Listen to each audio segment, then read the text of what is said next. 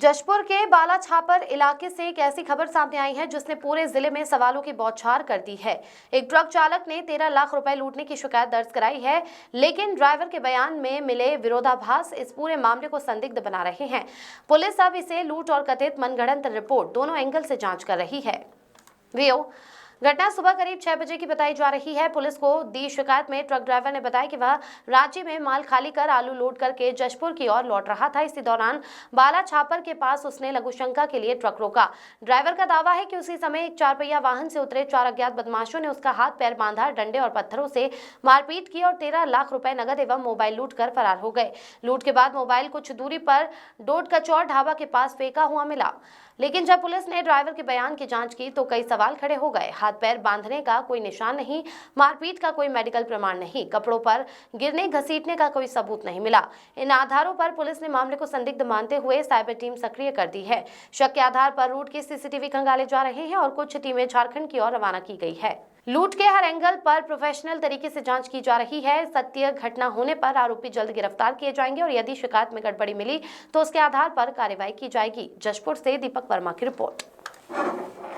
सुबह पुलिस के पास सूचना प्राप्त हुआ कि जशपुर थाना क्षेत्र के अंदर बाला छापर के पास में एक ट्रक जो कि झारखंड से आ रहा था, व्यापारी का ट्रक था और व्यापार का पैसा 13 लाख रुपया लेकर ड्राइवर अकेले जा रहा था और वो लघुशंका के लिए बाला छापर के पास उतरा। उसके पीछे से अल्टो गाड़ी में बैठे 3-4 संख्या एग्जैक्ट नहीं बता पा रहा था, वो 3-4 लोग आए और उसका हाथ बांध दिए, मुंह बांध दिया और उसको पटक दिया, उसको साथ डंडे से और पत्थर से प्रहार किए और उसके 13 लाख रुपये और मोबाइल लूट कर भाग गए। इस पर पुलिस की टीम मौके पर पहुंची, ड्राइवर से विस्तृत कथन लिया गया, उसका मेडिकल कराया गया है और आगे की वैधानिक कार्रवाई की जा रही है। सर, इसमें ड्राइवर बार बार अपना बयान बदल रहा है, इसमें क्या कहें?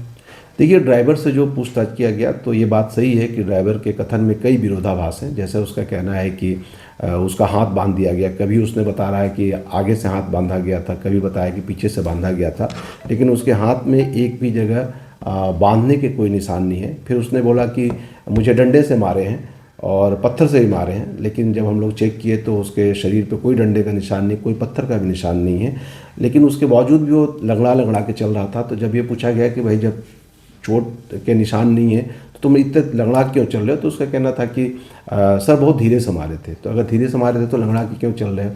साथ ही उसने बोला कि हमें नीचे गिरा दिए थे। तो सुबह 6 बजे ओस रहती है और उस ओस पे अगर कोई व्यक्ति को गिराया जाएगा, उसे घसीटा जाएगा तो निश्चित रूप से उसका कपड़े गीले हो जाएंगे, साथ ही वहाँ पर जो घास फूस रहता है वो भी उसके कपड़ों में कहीं ना कहीं चिपक जाएगा, लेकिन इस तरह के भी कोई चीज़ नहीं पाएगी।